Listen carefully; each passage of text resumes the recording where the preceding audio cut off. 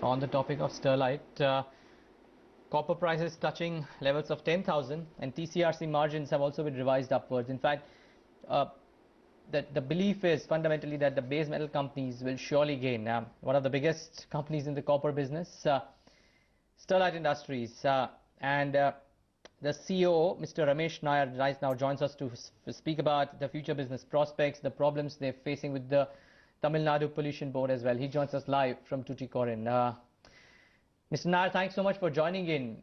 If you look at the charts, YTD, copper has been one of the best performing metals, touching almost the 10,000 levels per ton. Do you believe that these levels are sustainable? And also give us an outlook on the prices going forward. Touched a record high of about 10,000 plus. It is never seen levels of copper. Primarily, these numbers are being driven out of primarily because of there is a deficit in the copper market in terms of the demand supply gap to the tune of something about 500,000 tons.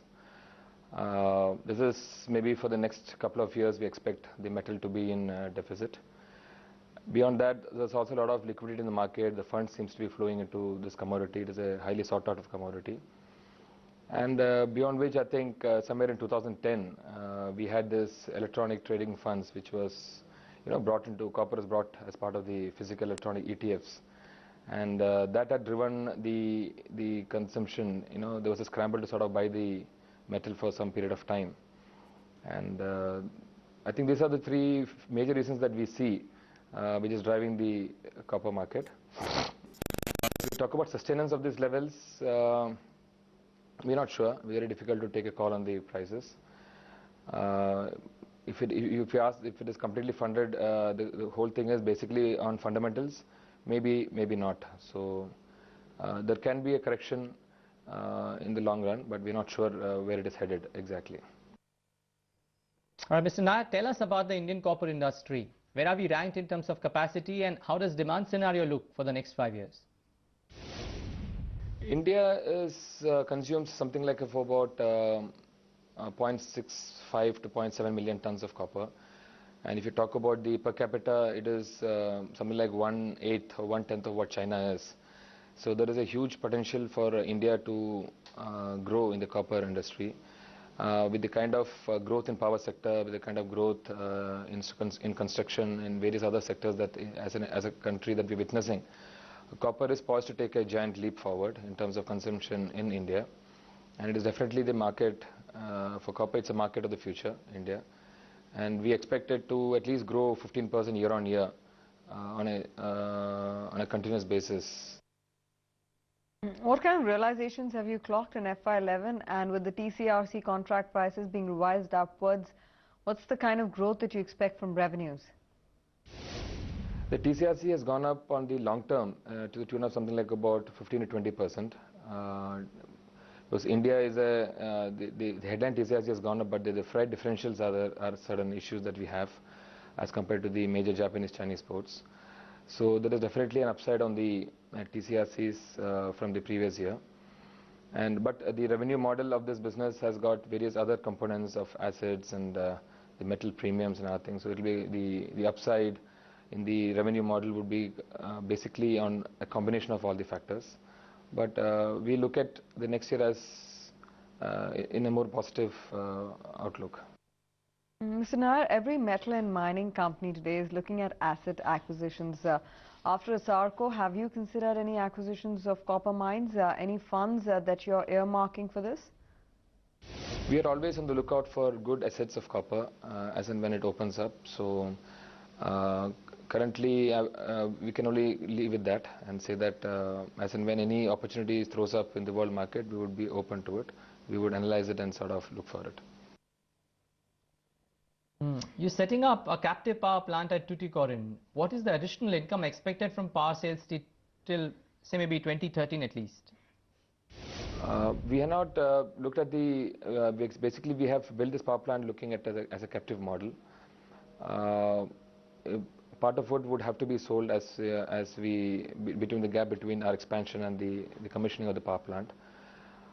We are looking at least about a rupee and a half contribution on every unit that is sold.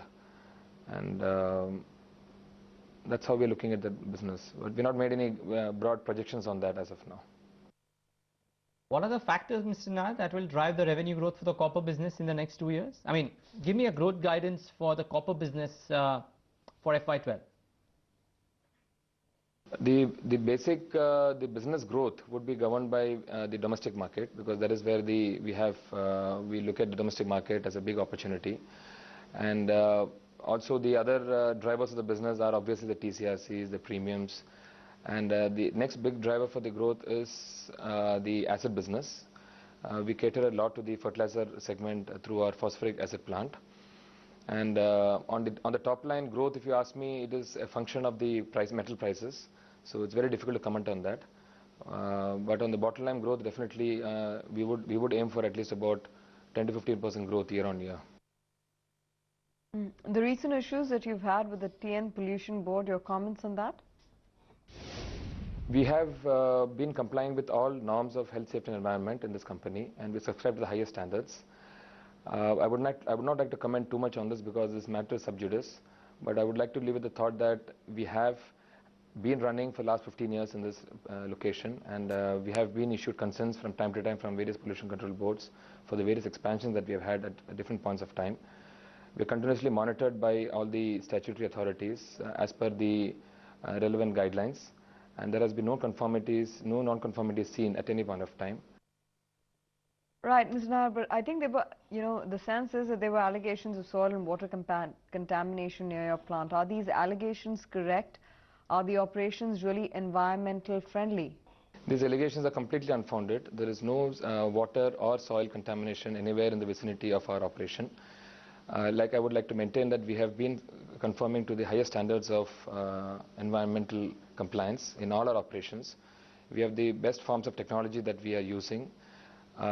We subscribe to the latest technology in our smelting operation, in our sulfuric acid plant operation, and whatever are the allegations have no basis, and they're just unfounded. All right, just before we wrap up then, the hearing for this plant is expected soon. What, in your view, would be the outcome? I wouldn't like to comment on this. We are putting up our defense to the Honorable Supreme Court, and we would wait for the outcome. All right, Mr. Nair, leave it at that. Thanks so much for joining us today and giving us an insight into the feud, if I can call it that, with the TN board as well as the copper business outlook.